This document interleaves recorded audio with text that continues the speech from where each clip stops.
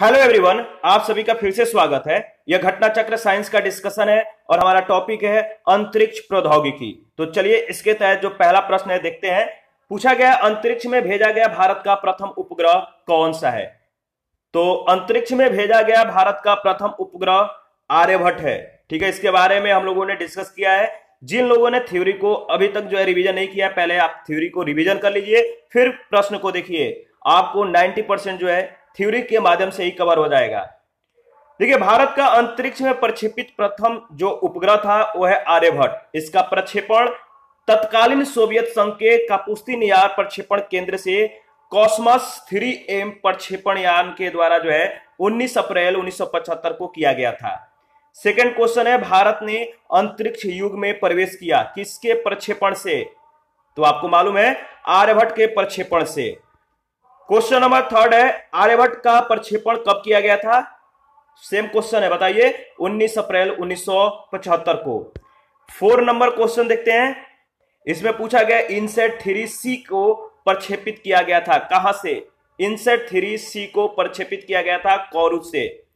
देखिए, इनसेट 3C का प्रक्षेपण दक्षिण अमेरिका के फ्रेंच गुआना के कोरू प्रक्षेपण स्थल से किया गया था।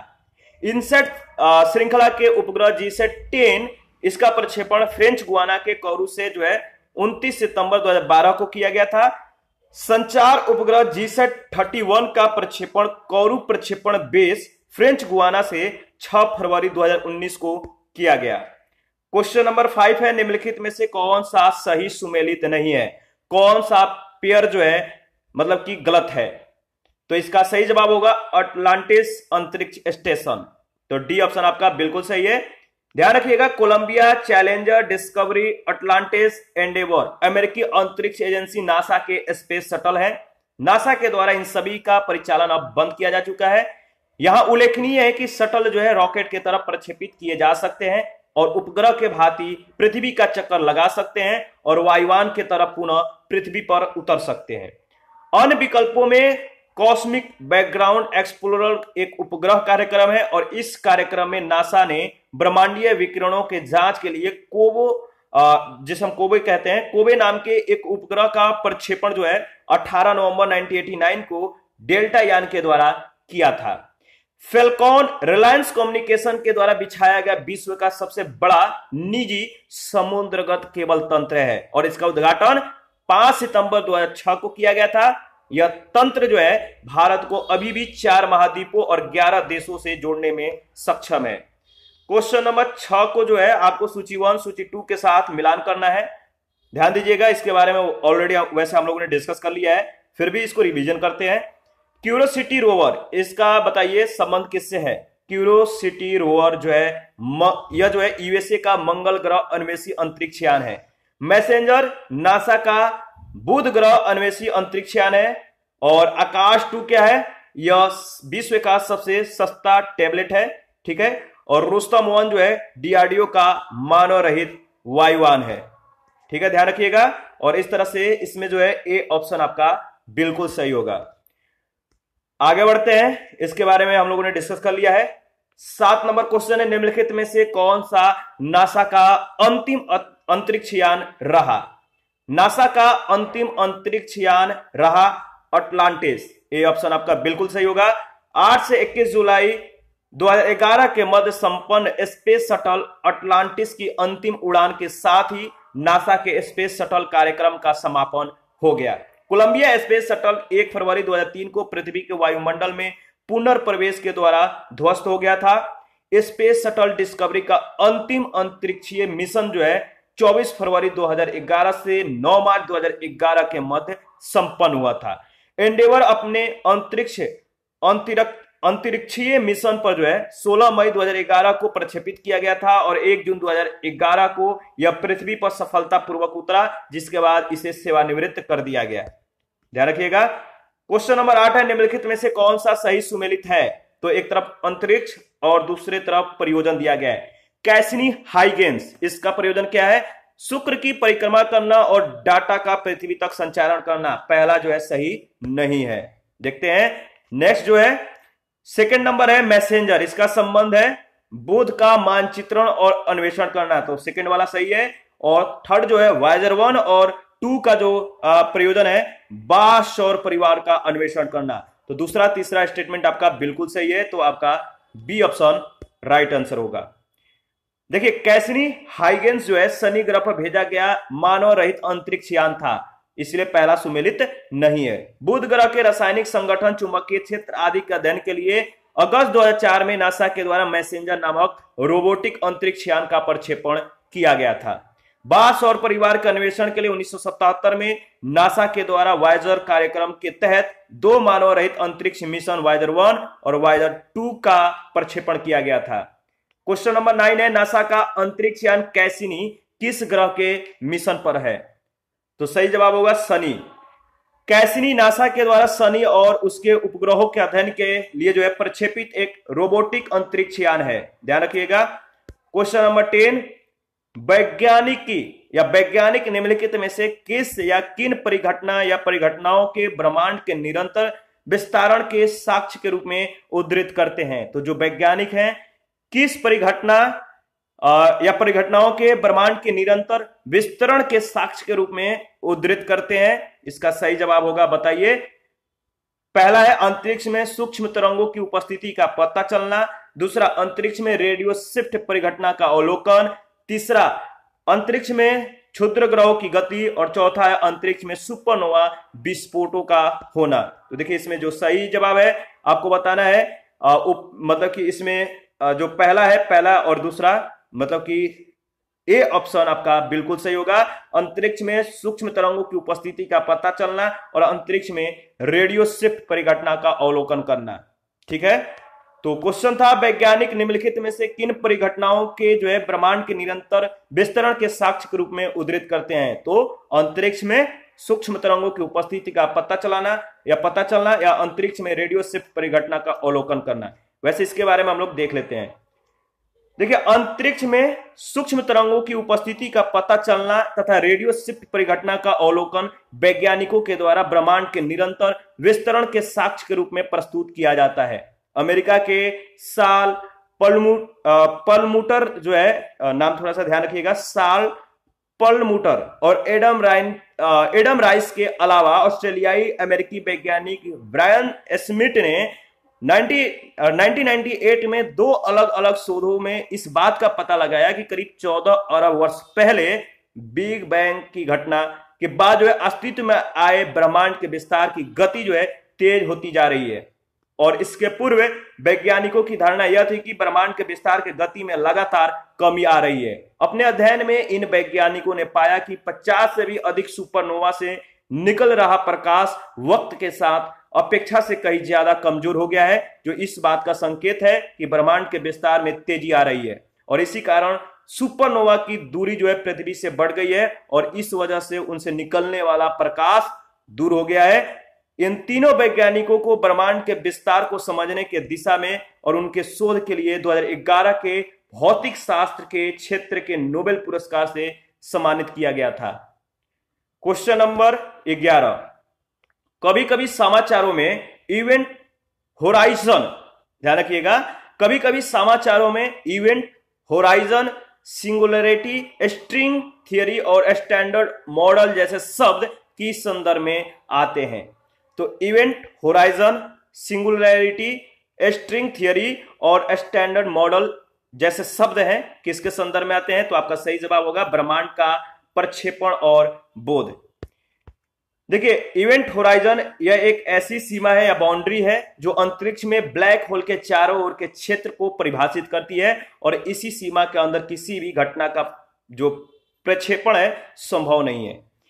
और सिंगुलरिटी क्या है? यह अंतरिक्ष काल यानी स्पेस टाइम में एक ऐसा स्थल है जहां किसी खगोलीय पिंड का गुरुत्वाकर्षण क्षेत्र जो है अनंत हो जाता है। और स्ट्रिंग थियरी क्या है?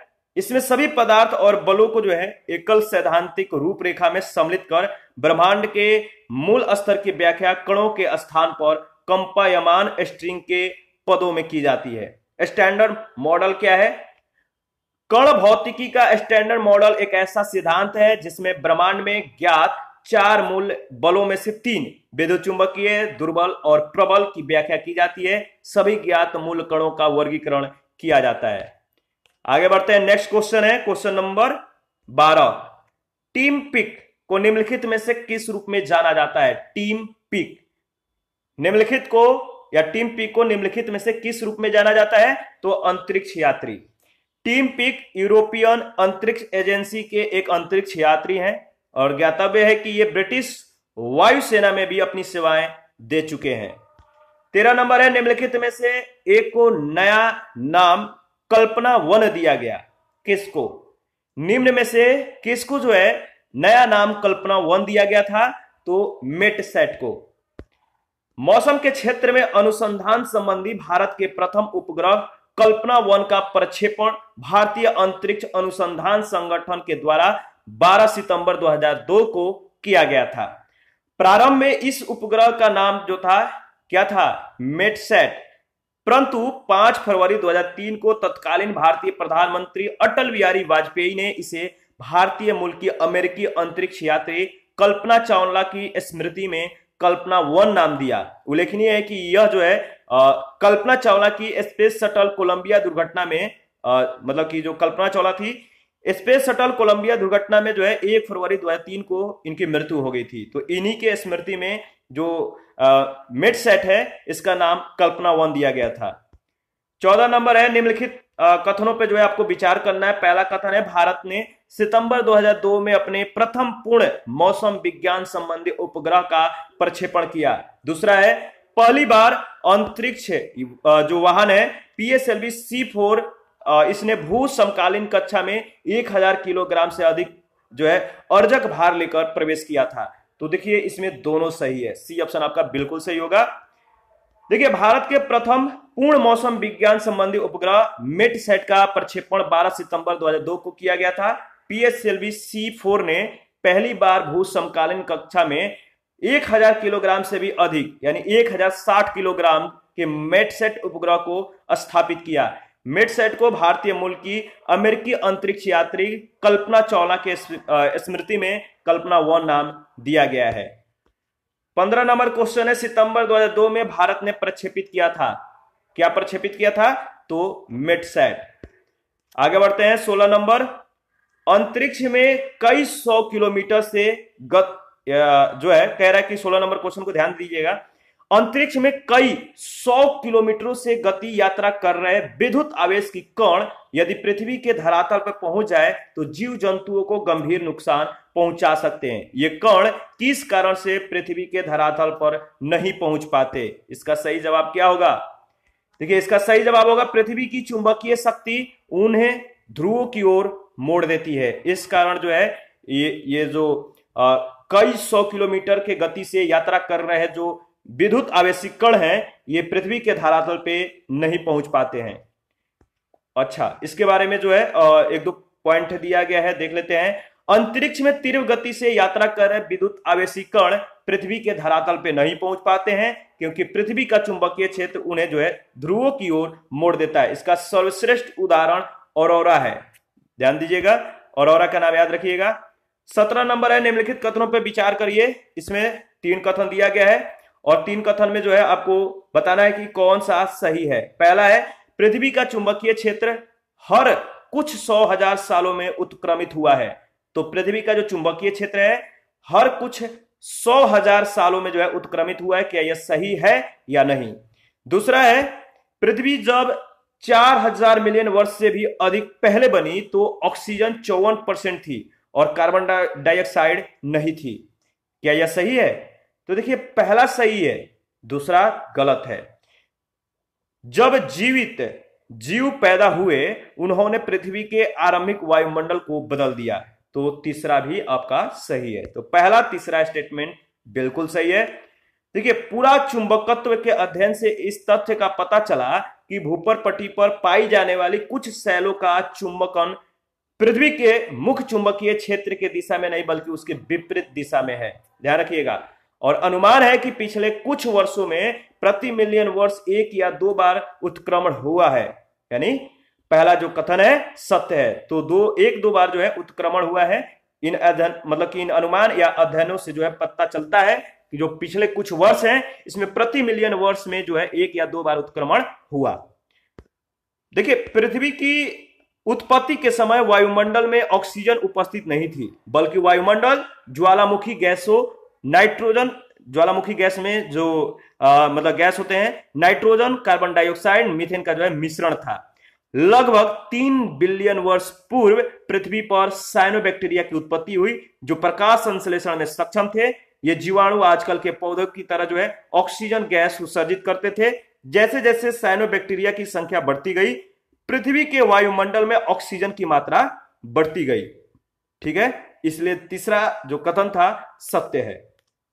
नेक्स्ट क्वेश्चन है 18 नंबर, निम्नलिखित कथनों पर विचार करिए। ठीक है, पहला है तुल्यकारी उपग्रह लगभग 10,000 किलोमीटर की ऊंचाई पर स्थापित किया गया है। दूसरा है संगीत के एफएम संचरण के उत्तम प्रकार का होने का जो कारण है कि वायुमंडलीय अथवा कृत्रिम शोर जो सामान्यतः आवृत्ति परिवर्तन के रूप में होता है, इसके लिए अधिक हानिकारक नहीं होता है। तो कौन सा स्टेटमेंट सही नहीं है? देखिए, आपका जो इसमें स्टेटमेंट सही नहीं है वो है आपका कौन सा, पहला वाला। ए ऑप्शन जो है आपका बिल्कुल सही होगा, पहला स्टेटमेंट सही नहीं है। देखिए, तुल्यकारी उपग्रह या भू स्थिर उपग्रह कक्षा की ऊंचाई जो लगभग होती है 36,000 किलोमीटर होती है, और इस कक्षा में स्थापित एक उपग्रह के दायरे में धरती का 1/3 भूभाग आ जाता है। यदि इस कक्षा में 3 उपग्रह समान दूरी पर स्थापित कर दिया जाए तो सारी दुनिया में संचार व्यवस्था स्थापित की जा सकती है। इसलिए पहला सही नहीं है, दूसरा कथन सही है। क्वेश्चन नंबर 19 है, दूरसंचार प्रसारण के लिए प्रयुक्त उपग्रहों को भू अप्रगामी कक्षा में रखा जाता है। एक उपग्रह ऐसी कक्षा में तब होता है जब क्या होता है, कक्षा भूतुल्यकालिक होती है, दूसरा कक्षा वृत्ताकार होती है, और कक्षा पृथ्वी के भूमध्य रेखा के समतल होती है। पहला, दूसरा, तीसरा स्टेटमेंट सही है, चौथा स्टेटमेंट गलत है। जो कक्षा 22,236 किलोमीटर की तुंगता पर होती है, यह गलत है। तो इसमें सही जवाब होगा पहला, दूसरा और तीसरा स्टेटमेंट, ए ऑप्शन। देखिए, भू अप्रगामी कक्षा का वृत्तीय भूतुल्यकालिक कक्षा है जो पृथ्वी की भूमध्य रेखा के समतल होती है। समुद्र तल से इस कक्षा की ऊंचाई लगभग 22,236 मील यानी 35,746 किलोमीटर होती है। कभी कभी इसे कलार कक्षा के नाम से भी जाना जाता है। पृथ्वी के एक नियत बिंदु से देखने पर भू अप्रगामी कक्षा में स्थापित कोई उपग्रह स्थिर प्रतीत होता है। आगे बढ़ते हैं, 20 नंबर है, भू स्थैतिक स्थिति क्या है? भू स्थैतिक स्थिति क्या है? तो देखिए, इसका सही जवाब होगा जब कोई पदार्थ पृथ्वी के चारों ओर पृथ्वी के गति के समानुपाती उस गति से चलता है कि वह पृथ्वी पर स्थित किसी स्थान से निश्चित दूरी पर होता है। तो सी ऑप्शन आपका बिल्कुल सही होगा। इसके बारे में हम लोग देख लेते हैं। देखिए, जब कोई पदार्थ पृथ्वी के चारों ओर पृथ्वी के गति के समानुपाती उस गति से चलता है कि वह पृथ्वी पर स्थित किसी स्थान से निश्चित दूरी बनाए रखता है, तो इसे भू स्थैतिक स्थिति कहते हैं। इसी सिद्धांत पर भू स्थिर उपग्रह कार्य करते हैं, और इस प्रकार के उपग्रहों की कक्षा जो है दीर्घवृत्ताकार होती है, और ये 24 घंटे में पृथ्वी का एक चक्कर लगाते हैं। इनकी गति पृथ्वी के परिभ्रमण के समान होने के कारण जो है यह उपग्रह स्थिर प्रतीत होते हैं। क्वेश्चन नंबर 21 है, भारतीय क्षेत्रीय संचार उपग्रहण प्रणाली। इसके संदर्भ में आपको बताना है कि निम्नलिखित कथनों में कौन सा जो कथन है सही है। ठीक है, यहां पर देख लीजिए, 3 कथन है। पहला कथन है, IRNSS के तुल्यकारी यानी जियो स्टेशनरी कक्षाओं में 3 उपग्रह हैं और भूतुल्यकालिक यानी जियो सिंक्रोनस कक्षाओं में 4 उपग्रह हैं। बताइए क्या ये सही है या गलत? IRNSS की व्याप्ति जो है संपूर्ण भारत पर और इसकी सीमाओं के लगभग 5,500 वर्ग किलोमीटर बाहर तक है। तीसरा है, 2019 के मध्य तक भारत की पूर्ण वैश्विक व्याप्ति के साथ अपनी उपग्रह संचालन प्रणाली होगी। तो बताइए, भारतीय क्षेत्रीय संचालन उपग्रह प्रणाली यानी Indian regional navigation satellite system के संदर्भ में कौन सा कथन सही है? तो पहला जो स्टेटमेंट है सही होगा, केवल 1। कैसे सेकंड और जो थर्ड स्टेटमेंट था गलत हो गया? तो देखिए, इसके बारे में हम लोग डिस्कस करते हैं। भारतीय क्षेत्रीय नौवहन उपग्रह प्रणाली, जिसे हम IRNSS कहते हैं, भारत के द्वारा विकसित स्वतंत्र क्षेत्रीय नौवहन उपग्रह प्रणाली है। यह प्रणाली भारतीय उपयोगकर्ताओं के साथ ही भारतीय सीमा के बाहर सॉरी 1500 किलोमीटर के दायरे में आने वाले सभी क्षेत्रों में सटीक स्थिति संबंधी सेवाएं उपलब्ध कराने के लिए डिजाइन की गई है। अप्रैल 2016 में इस प्रणाली के 7वें उपग्रह IRNSS 1G के सफल प्रमोशन के साथ जो है भारतीय प्रधानमंत्री नरेंद्र मोदी ने IRNSS को नाविक नाम दिया था। इस प्रणाली के 7 उपग्रहों में से 3 उपग्रहों को जो है उपयुक्त भू स्थिर कक्षा में तथा शेष 4 उपग्रहों को जो है 2 विभिन्न तलों पर विषुवत रेखा समपार और अपेक्षित झुकाव के साथ भू समकालीन कक्षाओं में स्थापित किया गया है। भारतीय उपग्रह नौ-1 प्रणाली एक क्षेत्रीय प्रणाली है और वर्ष 2019 तक इनका पूर्ण वैश्विक विस्तार प्रस्तावित नहीं है। तो कथन जो पहला है सत्य है, दूसरा तीसरा असत्य है। ठीक है, आगे बढ़ते हैं। क्वेश्चन नंबर नेक्स्ट है 22 नंबर, किस वायुमंडलीय परत में संचार उपग्रह अवस्थित किए जाते हैं? आपको मालूम है बहुत बार यह क्वेश्चन पूछा जा चुका है। तो इसका सही जवाब होगा क्षोभ मंडल, यानी क्या पूछा है, संचार उपग्रह। तो बहिर्मंडल यानी क्या होता है, एक्सोफियर। ठीक है, तो एक्सोफियर जो है इसे बहिर्मंडल कहते हैं। यहां पे जो है संचार उपग्रह जो है अवस्थित किए जाते हैं। आपको जो है कमेंट करके बताना है कि जो मौसमी घटनाएं होती है किस मंडल में होती है। ठीक है, तो मौसमी घटनाएं जो होती हैं किस मंडल में होती है, आपको कमेंट करके बताना है। देखिए, पैटरसन ने वायुमंडल को 5 अधोलिखित भागों में विभाजित किया। पहला था क्षोभ मंडल, जिसका सीमा है 0 से 18 किलोमीटर। दूसरा है समताप मंडल, इसका सीमा 18 से 30 किलोमीटर। तीसरा है मध्य मंडल, इसका सीमा जो है 30 से 80 किलोमीटर। चौथा है आयन मंडल, इसका सीमा 80 से 400 किलोमीटर। और पांचवा है बाह्य मंडल, इसका सीमा 400 किलोमीटर से ऊपर का है। बाह्यमंडल या बहिर्मंडल में वायु जो है अत्यंत विरल होती है तथा ऊपर धीरे धीरे बाह्य अंतरिक्ष में विलीन हो जाती है। इसी में संचार उपग्रह जो है अवस्थित किए जाते हैं और उपग्रहों के माध्यम से जानकारी सुलभ हुई है कि वह मंडल जो है इसके ऊपर चुंबकीय मंडल प्रसारित है। ध्यान रखिएगा। क्वेश्चन नंबर 23 है, एक भू स्थिर उपग्रह का परिभ्रमण काल होता है कितने घंटे का? तो सही जवाब होगा 24 घंटे। जियो स्टेशनरी सैटेलाइट है जो भू स्थिर उपग्रह जिसे कहते हैं, पृथ्वी के सतह से लगभग 35,800 किलोमीटर या 36,000 भी जो है आपको ऑप्शन में मिल जाएंगे। तो ध्यान रखिएगा 35,800 या 36,000। ठीक है, इतनी ऊंचाई पर पृथ्वी के घूर्णन के दिशा में ही परिक्रमा करता है। भू स्थिर उपग्रह का परिभ्रमण काल जो होता है यानी पीरियड ऑफ रिवॉल्यूशंस जो होते हैं 24 आवर्स का होता है। 24 नंबर क्वेश्चन है, भू स्थिर उपग्रह घूमता है। भू स्थिर उपग्रह घूमता है स्थिर ऊंचाई पर। बी ऑप्शन आपका बिल्कुल सही होगा। 25 नंबर है, एक भू स्थिर उपग्रह का काल होता है कितने घंटे का? तो 24 घंटे। सेम क्वेश्चन सेम जवाब। और 26 नंबर में आपको जो है देखकर बताना है कि जो आरेख है इसमें कौन सा आरेख अंतरिक्ष में तुल्यकारी उपग्रह के पथ का अधिकतम सही निरूपण करता है। तो आरेख को देखिए और बताइए कि कौन सा आरेख जो है अंतरिक्ष में तुल्यकारी उपग्रह के पथ का अधिकतम सही निरूपण करता है। इसका सही जवाब होगा ए ऑप्शन।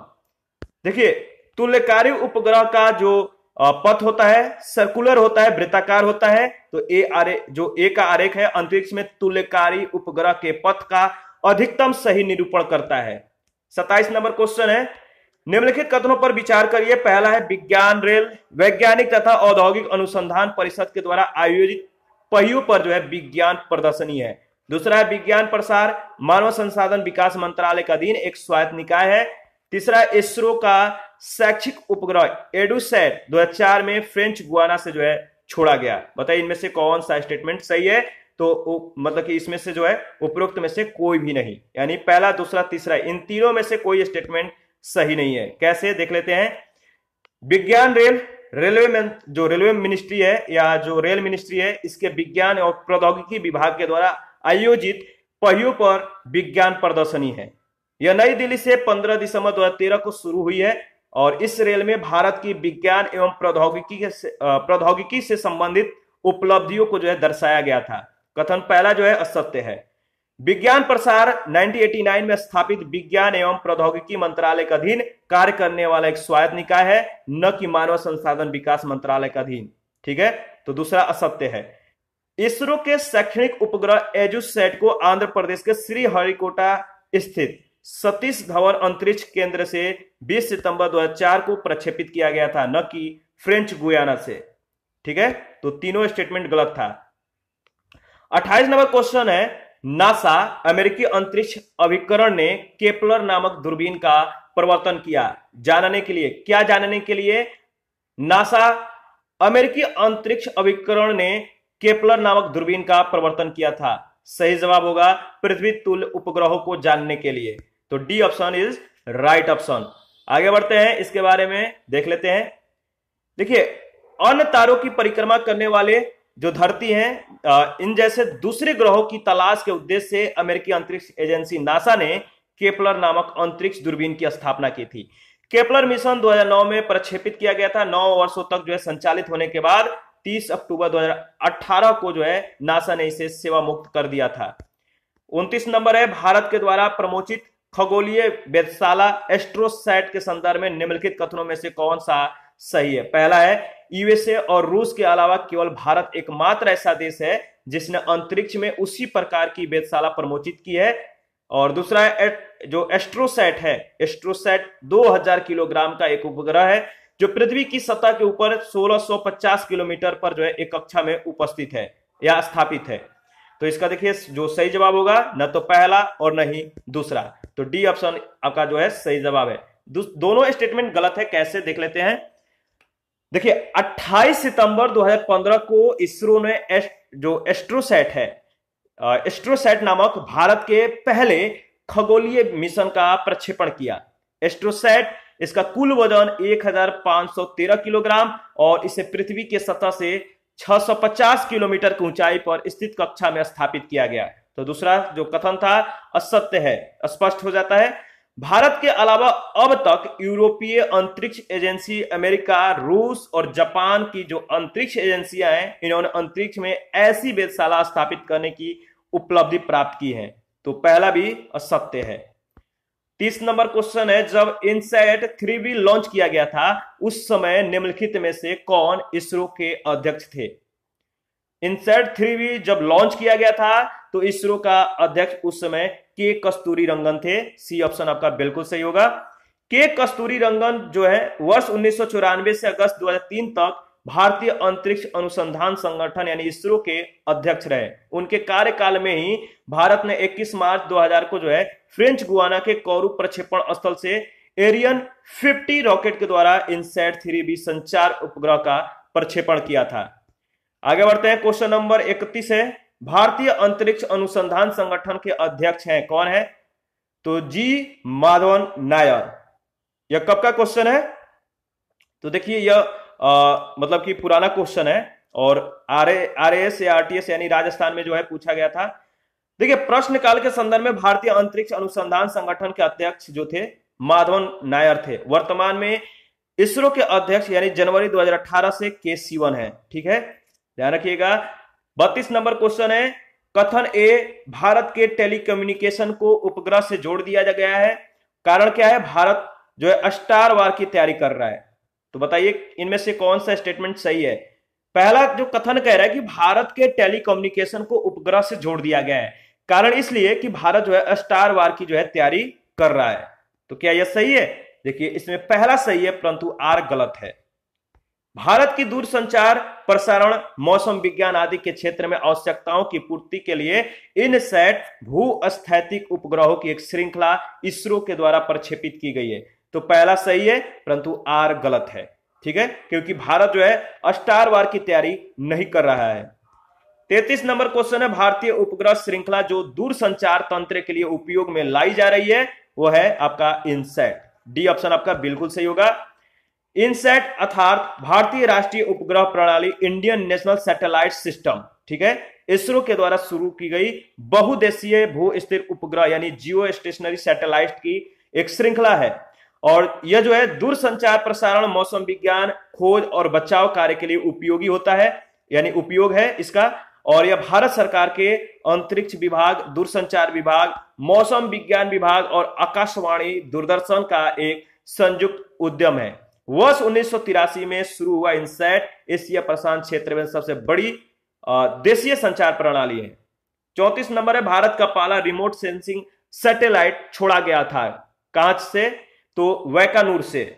भारत का पहला रिमोट सेंसिंग सैटेलाइट वैकानूर से छोड़ा गया था। इसके बारे में देख लेते हैं। भारत का जो पहला रिमोट सेंसिंग सैटेलाइट IRS जो है 1A 17 मार्च 1988 को बैकानूर अंतरिक्ष केंद्र से जो है छोड़ा गया था। आगे बढ़ते हैं। नेक्स्ट क्वेश्चन नंबर 35 है, निम्नलिखित में से किन कार्यकलापों में भारतीय दूर संवेदन उपग्रहों का प्रयोग किया जाता है? फसल के उपज के आकलन के लिए, भौम जल संसाधनों का स्थान निर्धारण के लिए, खनिज का अन्वेषण, दूरसंचार, यातायात अध्ययन। तो देखिए इसमें से जो आपका पहला, दूसरा, तीसरा स्टेटमेंट है बिल्कुल सही है, 4, 5 गलत है। दूरसंचार और यातायात अध्ययन के लिए दूर संवेदन उपग्रहों का प्रयोग नहीं किया जाता है। 36 नंबर है, अंतरिक्ष प्रौद्योगिकी के क्षेत्र में भारत ने 1994 की अवधि में अपनी इस क्षमता को प्रदर्शित कर दिया है कि वह क्या? देखिए इसका सही जवाब होगा कि वह तुल्यकालिक उपग्रह प्रक्षेपित कर सकता है। ध्यान रखिएगा, अंतरिक्ष प्रौद्योगिकी के क्षेत्र में भारत ने 1994 की अवधि में अपनी इस क्षमता को प्रदर्शित कर दिया कि वह तुल्यकालिक उपग्रह प्रक्षेपित कर सकता है। 1994 में PSLV की प्रथम सफल उड़ान के साथ भारत जो है तुल्यकालिक उपग्रह के प्रक्षेपण में सक्षम हो गया। इस प्रक्षेपण में PSLV ने 804 किलोग्राम वजनी सुदूर संवेदन उपग्रह IRS-P2 को 820 किलोमीटर की ऊंचाई वाली सूर्य समकालीन कक्षा में सफलतापूर्वक जो है स्थापित किया था। और इस सफल प्रक्षेपण के साथ भारत जो है पृथ्वी के निम्न कक्षा में उपग्रह का प्रक्षेपण करने वाला विश्व का 6ठा देश बन गया था। क्वेश्चन नंबर 37 है, इसरो के द्वारा किस सैटेलाइट का 22 दिसंबर 2005 को सफलतापूर्वक प्रक्षेपण किया गया? तो इनसैट 4A। इनसैट 4A को जो है मतलब कि इसरो के द्वारा 22 दिसंबर 2005 को सफलतापूर्वक प्रक्षेपण किया गया। आगे बढ़ते हैं। क्वेश्चन नंबर 38 है, PSLV C-37 के द्वारा एक ही उड़ान में 15 फरवरी 2017 को सफलतापूर्वक कितने उपग्रह जो है प्रमोचित किए गए? इसका सही जवाब होगा 104। 15 फरवरी 2017 को श्रीहरिकोटा स्थित सतीश धवन अंतरिक्ष केंद्र से PSLV C-37 के द्वारा एक ही उड़ान में कुल जो है 104 उपग्रह विमोचित किए गए। कुल उपग्रहों का जो वजन था 1378 किलोग्राम था, जिसमें 714 किलोग्राम का कार्टोसैट, 2 श्रृंखला उपग्रह और 664 किलोग्राम के 103 जो है सहयात्री उपग्रह शामिल थे। और क्वेश्चन नंबर 39 है, निम्नलिखित में से कौन सा एक अंतरिक्ष यान है? तो इसमें जो कैसिनी दिया गया है वह एक अंतरिक्ष यान है। इसके बारे में हम लोगों ने ऑलरेडी डिस्कस भी किया है। कैसिनी नासा के द्वारा शनि और उसके उपग्रहों के अध्ययन के लिए प्रक्षेपित रोबोटिक अंतरिक्ष यान है। टेक्सार जो है इजरायली उपग्रह है, जिसे भारत के PSLV यान से जो है प्रक्षेपित किया गया था। और एपोफिस एक एस्ट्रॉयड है तथा स्पिट्जर नासा के द्वारा संस्थापित जो है अंतरिक्ष दूरबीन है।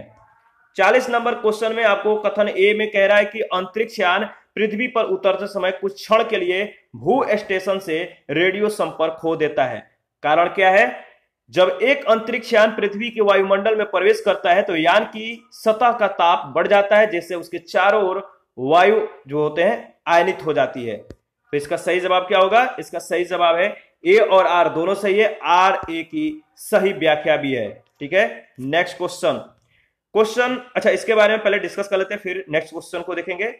देखिए, अंतरिक्ष यान के पृथ्वी के वायुमंडल में प्रवेश के दौरान वायु के कणों से टकराने के फलस्वरूप उत्पन्न हुए घर्षण से अंतरिक्ष यान की सतह का जो तापमान है बढ़ जाता है और इससे चारों ओर की जो वायु होती है आयनित हो जाती है, जो रेडियो सिग्नलों को बाधित कर भू स्टेशन से अंतरिक्ष यान के संपर्क को प्रभावित करती है। 41 है, निम्नलिखित भारतीय अंतरिक्ष प्रोग्रामों का सही कालानुक्रम क्या है? तो सही कालानुक्रम आपको बताना है। देखिए, साइट, इसके बाद बताइए स्टेप, इसके बाद एप्पल और IGMD। तो आपका बी ऑप्शन बिल्कुल सही होगा। अगर इसको सही कालानुक्रम में व्यवस्थित करिएगा तो B option is right option. SITE क्या है? Satellite instruction television experiment programme का संचालन जो है 1975 में नासा और इसरो के द्वारा संयुक्त रूप से किया गया था। स्टेप क्या है? स्टेप जो है सैटेलाइट टेलीकम्युनिकेशन एक्सपेरिमेंट प्रोजेक्ट 1977 में, और एप्पल जो है एरियन पैसेंजर पेलोड एक्सपेरिमेंट का प्रक्षेपण एरियन रॉकेट से 19 जून 1981 को फ्रेंच गुयाना के कोरू अंतरिक्ष प्रक्षेपण केंद्र से मतलब जो है इसको प्रक्षेपित किया गया था। और आईजीएमडी जो है इंटीग्रेटेड गाइडेड मिसाइल डेवलपमेंट का शुभारंभ डीआरडीओ के द्वारा 1983 में किया गया। 42 नंबर है, एप्पल उपग्रह को प्रक्षेपित किया गया था, बताइए कहां से? तो सेम मतलब कि क्वेश्चंस है और सेम आंसर भी होगा, इसके बारे में अभी अभी डिस्कस किया है हम लोगों ने। तो कोरू फ्रेंच गुयाना से, तो ये ऑप्शन आपका बिल्कुल सही होगा। देखिए एप्पल उपग्रह जो है 19 जून 1981 को फ्रेंच गुयाना स्थित कोरू प्रक्षेपण केंद्र से एरियन रॉकेट के सहायता से अंतरिक्ष कक्षा में जो है स्थापित किया गया था। यह भारत का पहला प्रायोगिक भू स्थैतिक संचार उपग्रह था। 43 नंबर है, प्रथम भारतीय संप्रेषण सैटेलाइट एप्पल छोड़ा गया कब? तो 19 जून 1981 को। सेम क्वेश्चन सेम जवाब। 44 नंबर है, भारत के इनसेट 1D का प्रक्षेपण कब किया गया था? तो आपको मालूम है 12 जून 1990। और इनसेट 2A कब छोड़ा गया था? इनसेट 2A कब छोड़ा गया था? तो 10 जुलाई 1992 को। इनसेट 2A को फ्रेंच गुयाना के कोरू प्रक्षेपण स्थल से एरियन 4 रॉकेट के द्वारा 10 जुलाई 1992 को अंतरिक्ष में प्रक्षेपित किया गया। 46 नंबर क्वेश्चन है, सबसे भारी भारतीय सैटेलाइट इनसेट 4C जो हाल ही में अपने निर्धारित कक्षा में प्रस्थापित नहीं हो पाई, उसका भार था कितना किलोग्राम? उसका भार था 2168 किलोग्राम।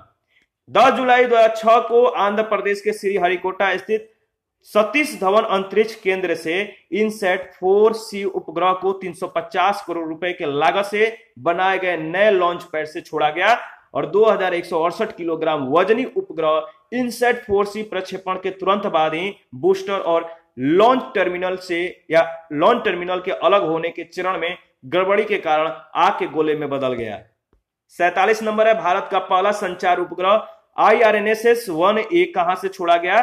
तो सही जवाब होगा श्रीहरिकोटा से। ठीक है, और 1 जुलाई 2013 को श्रीहरिकोटा स्थित सतीश धवन अंतरिक्ष केंद्र से जो है इसे मतलब कि प्रक्षेपित किया गया था PSLV C-22 के द्वारा, ध्यान रखिएगा। 48 नंबर क्वेश्चन है, भारत ने कुछ दशकों में उपग्रह प्रक्षेपण यानों को बनाया, निम्न A, B, C और D यानों को जो है बनाने का सही कालक्रम क्या है? नीचे दिए कूट का सही उत्तर जो है आपको चूज करना है। तो आपको मालूम ही है जो SLV है इसके बारे में हम लोगों ने डिस्कस किया है, SLV, ASLV, PSLV और GSLV।